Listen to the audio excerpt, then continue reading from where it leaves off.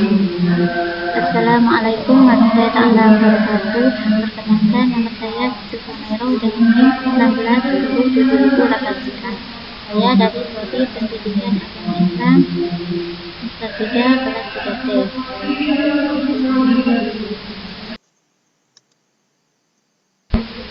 Baik, di sini saya akan menjelaskan tentang pengertian teori belajar humanistik. Secara luas, definisi teori belajar humanistik ialah sebagai aktivitas jasmani dan rohani guna memaksimalkan proses perkembangan.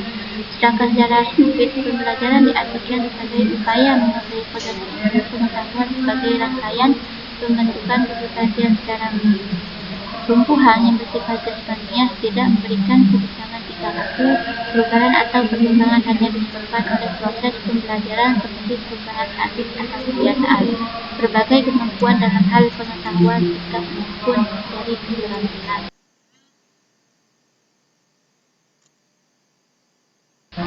Adapun tokoh-tokoh belajar humanistik antaranya yaitu biografi Abraham Maslow. Jerman, lahir psikologi Jepang, Wina Handir Moon, serta aliran behavioralisme yang mulai populer di Amerika. Di tahun 1994, Abraham Maslow mempublikasikan karyanya berupa buku dengan judul Motivation and Psychology. Sebuah aliran yang mendapat tempat di perguruan tinggi Amerika ialah Jung dengan psikoanalisanya dan Johann Hudson dengan behaviorismenya.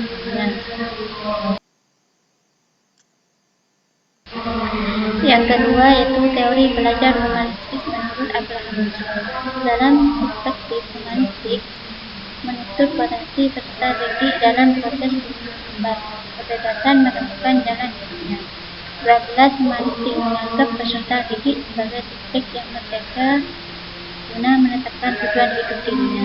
Peserta didik dituntut agar memiliki sifat tanggung jawab terhadap kehidupannya dan orang-orang yang dididiknya.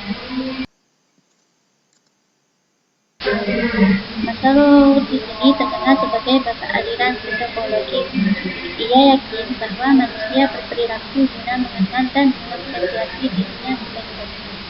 Teori yang termasyhur hingga saat ini yaitu teori hierarki kebutuhan. Menurutnya, manusia terdorong guna mencukupi kebutuhannya. Kebutuhan-kebutuhan itu mempunyai level dari yang paling dasar hingga level yang tertinggi. Dalam teori psikologinya, itu semakin besar kebutuhan, maka pencapaian yang dipunyai oleh individu semakin sungguh-sungguh menggeluti itu. Selanjutnya, implikasi teori Abraham Maslow dalam pendirian agama Islam. Maslow merupakan salah satu pelopor aliran psikologi humanistik. Maslow percaya bahwa manusia terdorong untuk menerima dan memahami dirinya sebisa mungkin. Teori ini merupakan teorinya yang terkenal sampai saat ini menurut Maslow. Manusia terdorong oleh pemenuhan kebutuhan dalam hidupnya. Adapun implikasi positif teori ini ke dalam pembelajaran PAI adalah sebagai berikut.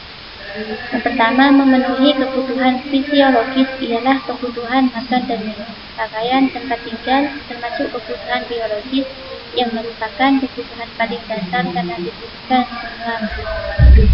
Yang kedua, mengakomodasi kebutuhan rasa aman secara fisik maupun psikis.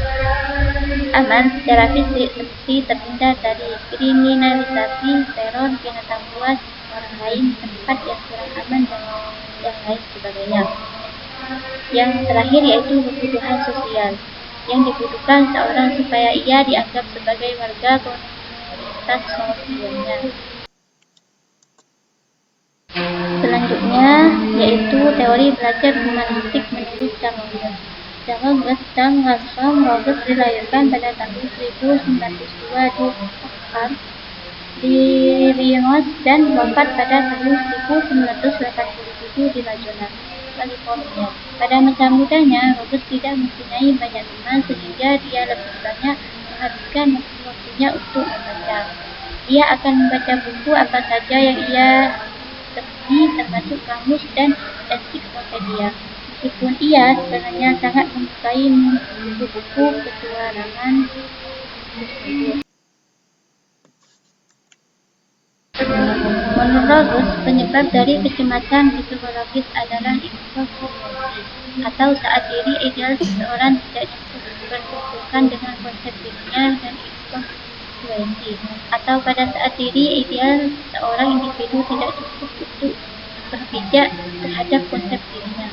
Dan inkonsistensi ini dapat dipresentasikan melalui tujuan-tujuan yang seorang pilih untuk diraihnya, sebagai contoh meraih tujuan itu berhasil dalam bidang biologi tersebut.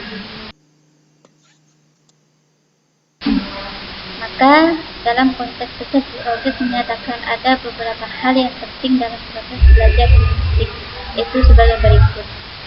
Yang pertama, hasrat untuk belajar. Keinginan untuk belajar dikarenakan adanya dorongan rasa ingin tahu manusia terus-menerus terhadap dunia sekelilingnya. Yang kedua, belajar bermakna. Seorang yang beraktivitas akan selalu mempertimbangkan apakah aktivitas tersebut mempunyai makna bagi dunia.